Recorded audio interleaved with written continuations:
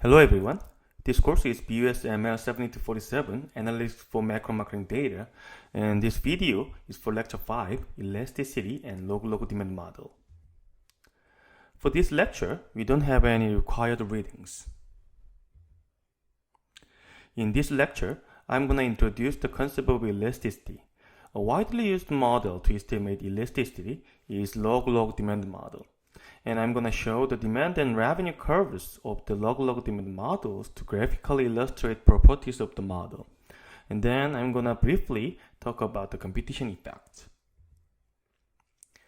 Demand is a function of firms' actions and environments. Actions in marketing problems are associated with these 4 P's. First, product. Product features, designs, brand values, and etc. affect the demand. Simply, the better product, the more demand. Second, price. This doesn't include any additional price for transaction. It indicates only the unit price of the product. In general, the lower price, the more demand. Third, place. It is about where the transaction happens. Even though the product quality and price are really good, demand could be low if it is difficult to buy it. Fourth, promotion. This includes all of campaigns and activities to promote sales, like price discounts, couponing, advertising, and so on. Decisions about these 4 P's determine the demand of a product given environment. A typical example is seasonality. Beer demand in summer is greater than winter, but soup demand in winter is higher than summer. The demand change due to seasonality leads to firm strategic decision making. An example is airfares in the peak season. In the peak season, demand rapidly goes up, thus airlines increase airfares to have more surplus. Also, seasonality affects consumer response to the firm's decisions. In the tax return season, people tend to spend more money for non-essential products. And seasonality sometimes changes consumer behaviors. For example, during a sports event, people are going crazy and tend to make more impulsive purchases. There are also supply-side environmental effects. An example is price shock. An important component that determines airfares is oil price, finally affecting flight demand. Another example is technology shock. A technology shock usually becomes a game changer. For example, development of flash memory removed CD and DVDs and removed CD drives and DVD drives from computers. In sum, demand is a function of actions given environment. That is, to make accurate predictions, we have to know how demand fluctuates according to environmental changes and how demand responds to the marketing actions. Here is an example. Beer. For simplicity, suppose that we are focusing only on price effect. Just ignore all other actions. Then, this would be the simplest form of beer demand. Demand is given by baseline plus beta times price plus extra demand in summer. Here, baseline and extra demand in summer reflects the seasonal difference, and beta times price captures how demand responds to the price change. Without knowing both of these components, our prediction would be inaccurate. In this week, we focus only on the first component, the demand response to the action. The second component, environment, will be discussed in the next week. Then, how to measure the component. One method is to think of an absolute measure. How many units would be purchased more if we dropped the price by $1? Another method is using a relative measure. What would be the percent change in demand if we dropped the price by 1%? The latter, relative measure, is called elasticity. In economics, the relative measure is more widely and more frequently used than the absolute measure, because the baseline demand dramatically varies across products, and thus the absolute measure is often an apples to oranges.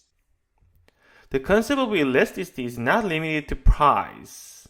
For price, it is called price elasticity of demand. It is generally negative and usually measured by the percent increase in units sold when price decreases by 1%. For ad spending, it is called advertising elasticity of demand. It is generally expected to be positive and usually measured by the percent increase in units sold when ad spending increases by 1%. Elasticity has a mathematical property. The percent change in demand over the percent change in action variable is mathematically identical to the absolute change in log demand over the absolute change in log of action variable. This leads to the following model, which is called a log-log demand model. Suppose that we focus only on the price effect. Then a log-log demand model is log of demand is equal to the baseline plus beta times log of price plus control variables. Here, the value of this beta is the price elasticity of demand. The size of beta indicates how people are sensitive to a price change. In general, the price elasticity is negative, and if it is -1, then we say the demand is unit elastic. This means the demand would drop by as much as the price increases by. But if it is greater than -1, then we say the demand is inelastic. This means changes in price cause a disproportionately small change in demand quantity. Goods that experience this kind of demand are labeled as being price insensitive, and they are typically essential goods that consumers have no substitute for, such as water, medication, cigarettes, and etc. But if the price elasticity is less than -1, then we say the demand is elastic. This means changes in price cause a disproportionately large change in quantity demanded. Goods that experience this kind of demand are labeled as price sensitive, and they are typically non-essential goods that have many substitutes such as restaurant meals, fashion items, and etc. Now I'm going to show a demand curve of an elastic product to illustrate the model's properties. For brevity, D stands for demand and P stands for price. Then a simplest log-log demand model looks like this. Log of D is equal to alpha plus beta times log of P. Taking exp, this equation is equivalent to D is equal to exp of alpha plus beta times log of P. By definition, this equation is equivalent to D is equal to e to the alpha times p to the beta. Here, this e is a constant which is called Euler's number. This constant is an infinite decimal, close to 2.718. This graph shows the demand curve with alpha is equal to 8 and beta is equal to -1.5. Beta indicates price elasticity of demand, that is, percent change in demand over percent change in action, price in this example. Let's compute the elasticity on the graph. At $2, demand is about 1,054. At $1.98, that is just 1% discounted price, demand is about 1,070. Percent change of price is 1% and percent change of demand is 1.52%.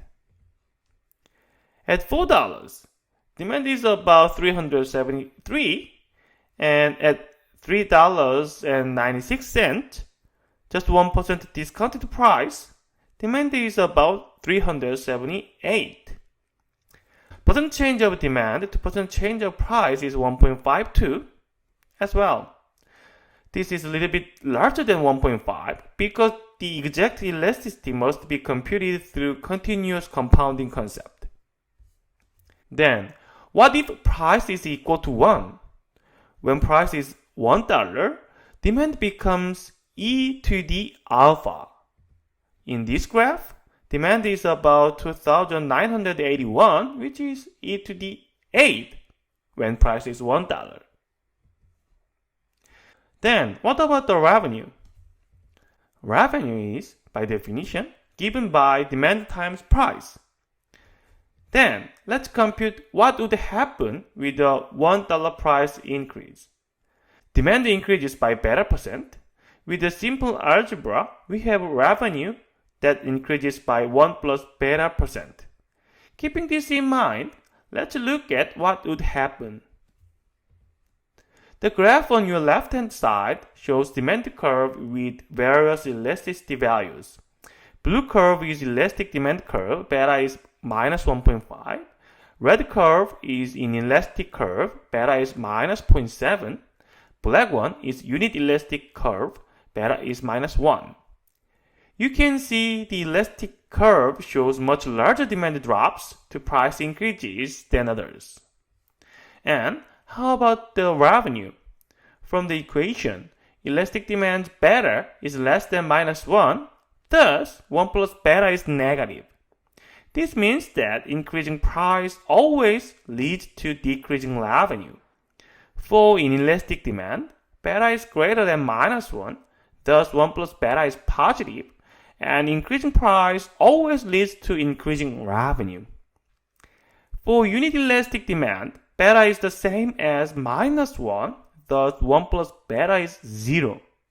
This means that the revenue is constant over the prices, like this flat revenue curve.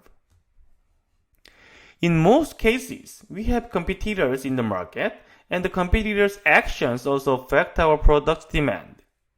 For example, let's think about Tropicana and Simple Orange No Pulp Juice. These two brands are major players of the classic orange juice market. Suppose that we are the Tropicana marketing team. When we drop Tropicana price by $1, its demand definitely increases.